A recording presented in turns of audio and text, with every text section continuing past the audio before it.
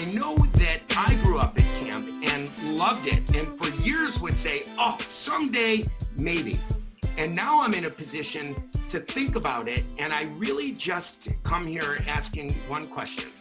What was it like to own a camp?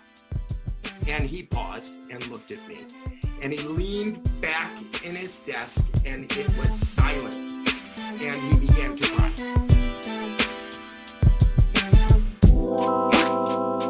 Welcome to Waking Up to Life with Rabbi Josh, a podcast built around conversations with people in our community who have found enlightenment in their lives. While these events may not seem life-changing, the conversation today will reveal how these moments shape the way my guests see the world. This informal conversation and insights from Jewish tradition may change your life as well. And if not, it's just 18 minutes with me. So l'chaim, to life. Today we welcome my good friend Lee Trepeck to the show. Lee has a background in law and an early career in real estate and business, but made a transition in his life that I believe is worth us hearing about. So Lee, welcome to the show. Thank you, Rabbi Josh. It's such an honor to be on the show with you. Well, I'm so glad you're here. You're not only a community member, a leader in our community, but a personal friend, and I'm so thrilled to have you here. But I want to give you a moment because, as I mentioned, you started off your career with a legal background. You were in real estate and business, and then everything changed. You made an important decision in your life that has affected you for the long term. Can you share with us that story? Sure, I'd be happy to.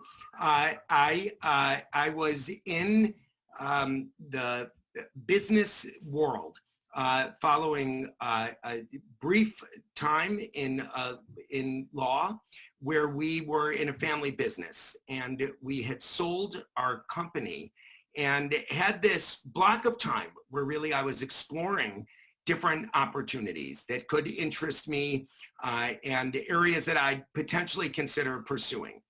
I had the opportunity to meet with Neil Schechter. And Neil I knew by living in this community, though I did not grow up at Camp Walden. He was the former owner and director of the camp and had since retired. And I was able to meet with him at his office. And I can remember this moment so clearly now so many years later.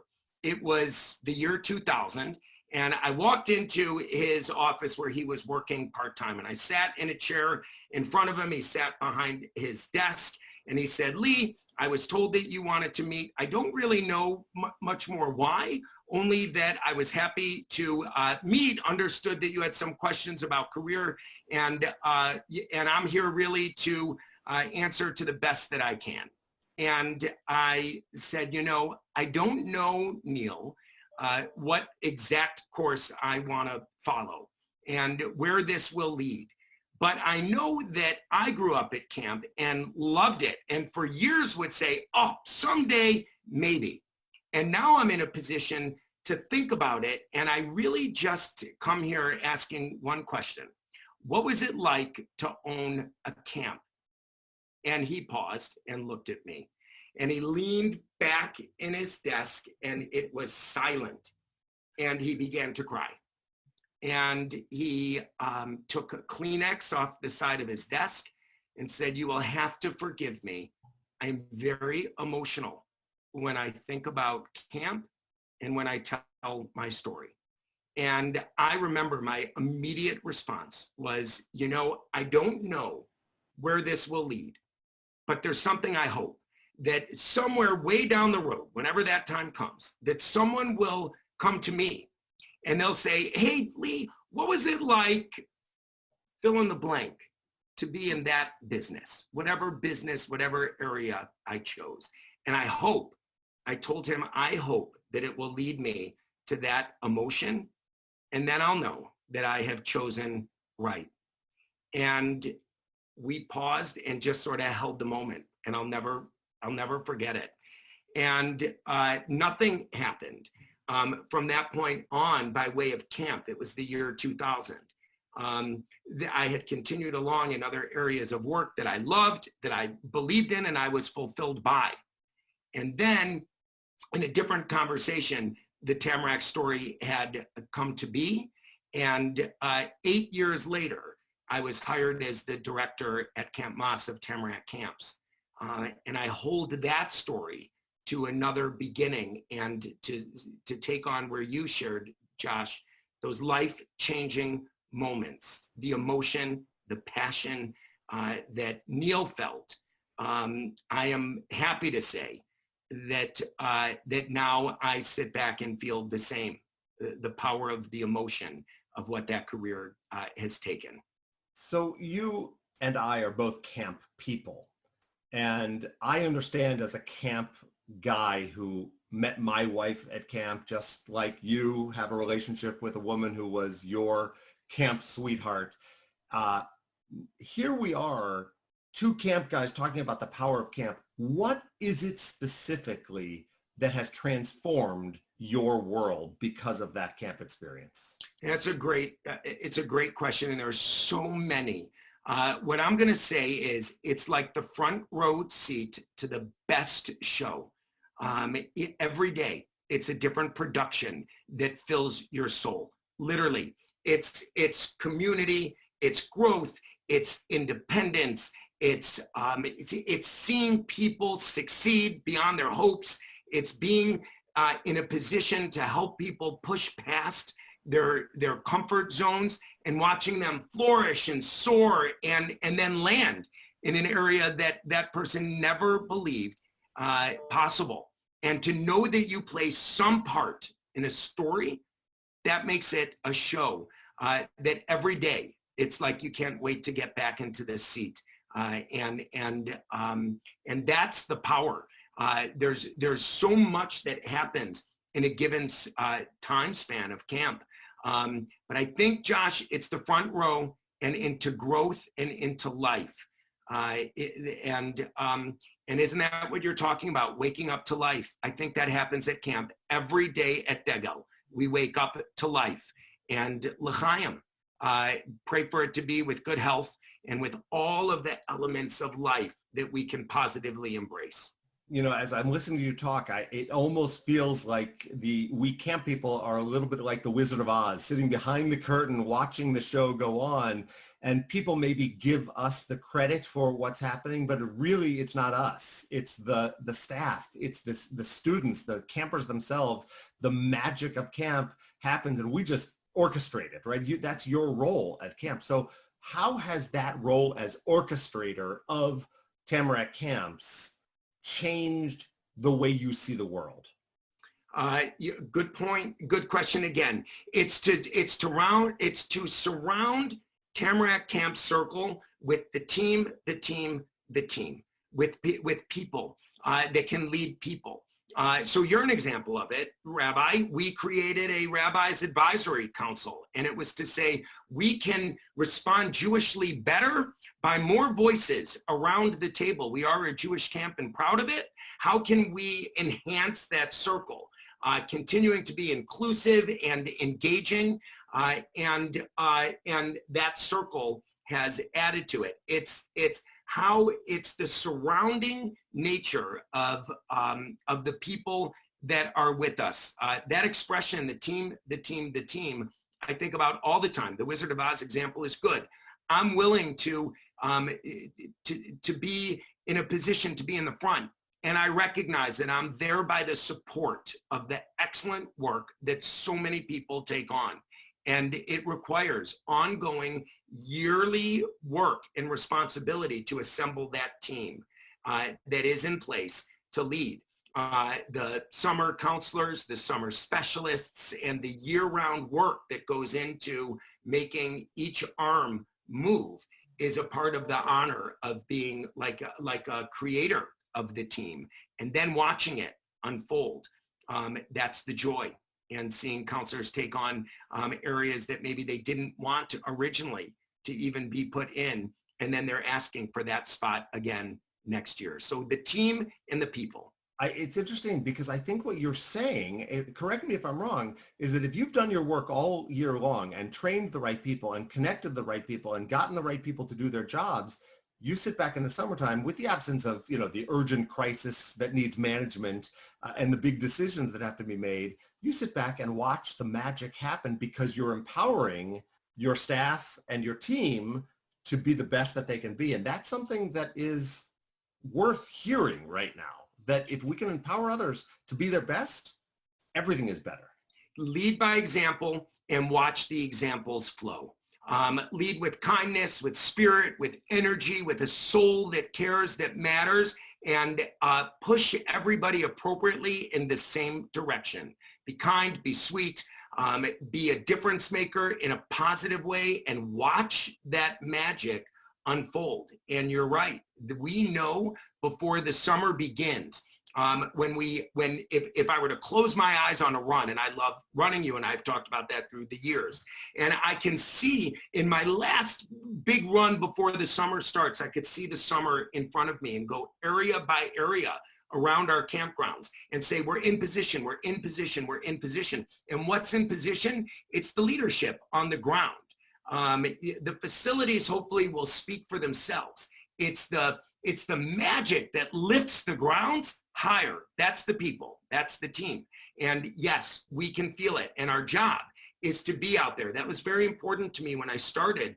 And I was new to the Tamarack story. I didn't grow up as a Tamarack camper. And I felt like I had to live the grounds to know what was happening on the ground level so that we could rise it higher together. That's the magic. And it is absolutely, as you said, empowering leaders to lead and being willing to be their safety net and to give the support and allow their voices to carry the day. And we become the conduit that helps connect and make this seamless. So anybody that knows Lee Trepeck in the middle of a summer at Tamarack Camps understands that Lee is ever present, right? You can somehow physically be at every space, every village, every corner of the Chadar Ochel at all times over the course of the summer.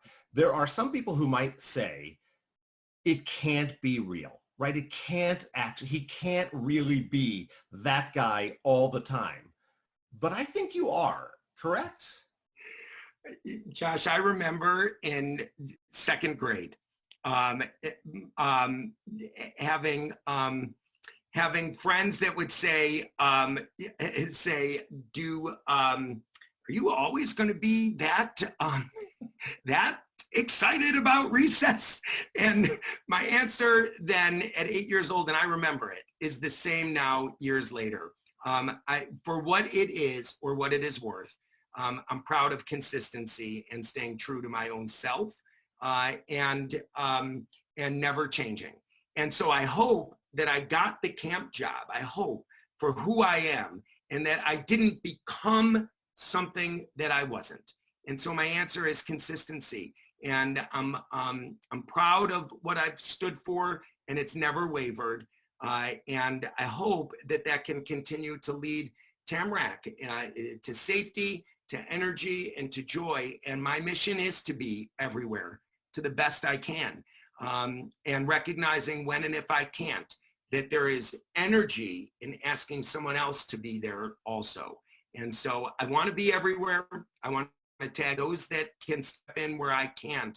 And I want it to be with the virtues and the values that I hope are the same as mine in their own personality, which is let's do it the right way and create some energy behind it. So yes, the same as I've always been. And I'll leave the rest at that. But I think it's always been what's drawn you and me together, right? We are constantly pursuing greatness at any cost with high energy, which leads me to our wives, who I think often are troubled by the fact that we have no end to that energy. So talk about the lessons that you've learned at camp that have impacted the way you are as a husband, as a father, and in other areas of your life, because I think that's real for us camp people, that it translates to every part of life. You know, what we say at camp, I feel at home: family first, family. And I'm proud of it. I'm proud of it. Robin is my wife, and I'm proud. that she, Jamie, and Andy represent the core. And if that isn't on sound ground, I recognize that I can't be real in the playground.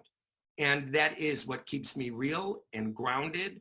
And it's a notion that I learned as a child by positive example through my own parents and Robin through hers. It is that the family represents the bedrock, it's the foundation, it's the core. And I know that I'm fortunate enough to have the support and the ground even and strong. And it is what it's allowed me, the comfort and the confidence to be part of an expanded family business, which is camp. Because camp to me is the extended family, and we have to share it and be open about it. And I recognize that families go through different moments where you have to jump hurdles. And at camp, it's a very good example, Josh, of the question. We jump hurdles together as family at camp, as we do in our own home with our families, in our own personal private residences. You jump the hurdles together and become taller and stronger. And so having my family part of that, that was a very important part of the decision that Robin and I made together to take on Tamarack. As much as I wanted a camp career, I wouldn't have taken it on if Robin couldn't have felt comfortable that we were putting our family into an exciting, good position, and that it would benefit Jamie and Andy as they grew through the years at Tamarack. And that was really the driving force ultimately of the decision. It was a family decision, not mine individually. And what you're saying is something that I have always believed, and that is that camp lessons, the lessons of summertime, really are the same lessons that make us better people in the real world the rest of the 9 months a year. And in many ways, I've joked that I likely wouldn't hire somebody who didn't have a little bit of camp spirit in them, some camp experience, because of the lesson. So what do you think that camp gives to your counselors? We all know that campers love camp. It's fun. But what does a camp experience give to your counselors that will change their lives? It gives them the ability to have a plan and learn how to execute the plan, and maybe just as importantly, flip the plan on its head where it's required and learn how to create impromptu moments. And back to your title, to wake up to life. Life unfolds. Even in the best plans that we set forth in a bunk or in a village, we recognize that something could cause the course to go in a different direction. And we need our staff members to be smart enough to follow the plan, even if it goes in a different direction, and know how to steer off course safely, smartly, and with health in mind. And that is the growth. That becomes the independence. And someday, when they go forth into different courses in their own world, I hope that they look back and say, I learned that when I was the director of my own area at camp. And they figured out how to create plans, be smart, plan, prepare, and then recognize ways to go off course that never changes the values, but just takes it in a different direction. I love that. I'm going to give you a last moment here to give a shameless plug. It's been a strange year. COVID-19 has canceled camps around the country. This is an unfortunate reality of our time, but camp will be back better and bigger than ever in future summers. So here's your chance. You get 30 seconds. Shameless plug for Tamarack Camps next season. Next season is another opportunity to say welcome home and put more exclamation points behind that word and that phrase. And as we're home now, I think the spirit of getting back home to any of the areas that Tamarack operates becomes even more meaningful for what we missed. Health and safety will always drive our decisions. I have great respect for decisions that anybody makes that feel comfortable. We felt sad and yet right that this was the decision best for us for this summer.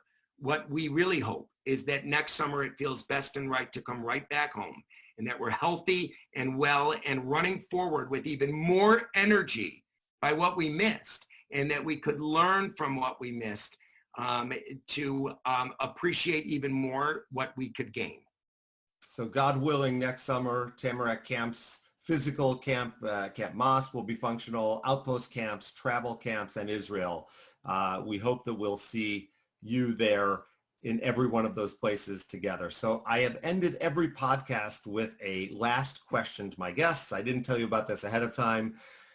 What book or television show are you reading or have you recently completed that has made you think differently? Schitt's Creek, we just finished 2 nights ago. Inclusivity, love, togetherness. It's a lot of what we just spoke about, taking a different course unexpectedly and going there with your family. And from it, finding more family that becomes part of your circle. Do it sweetly, do it inclusively, do it with pride and joy of being together. And ultimately, as I believe that show did, change the world. And let people appreciate that when you stay together and stay a course, even in a different way, that is waking up to life. I did not know you would ask that question. Amazing. Josh, I have right. to be honest, I watched the first 3 episodes and I was not in, but given your description of where it takes me, I'm back in. I'm going to watch the whole show and I'll get there and we'll talk. When the time is right, invite me over. I'd like to watch some episodes with you. Done. Lee, it's so wonderful to be able to have you on this podcast, but more importantly, it is wonderful to have you in our community as a leader of the Jewish community, the leader of Tamarack Camps, and for me personally, to have you as my friend. Josh, can I end with this if this then is the end? I feel humbled to be your friend, and I want to say being a participant in your honor and your celebration of 25 years and so many more to come, that is also waking up to life. So thank you for waking up with this community day after day, year after year. It's an honor that you included me in this presentation. I feel honored to call you a friend and a rabbi, and thank you for including me in this very special program. Outstanding. Thank you all for watching, to tune in to Waking Up to Life with Rabbi Josh, 18 minutes in this podcast. In future episodes, we will be sharing moments that have changed other members of our community's lives. And in the meantime, just have a moment to celebrate your lives. L'chaim. L'chaim.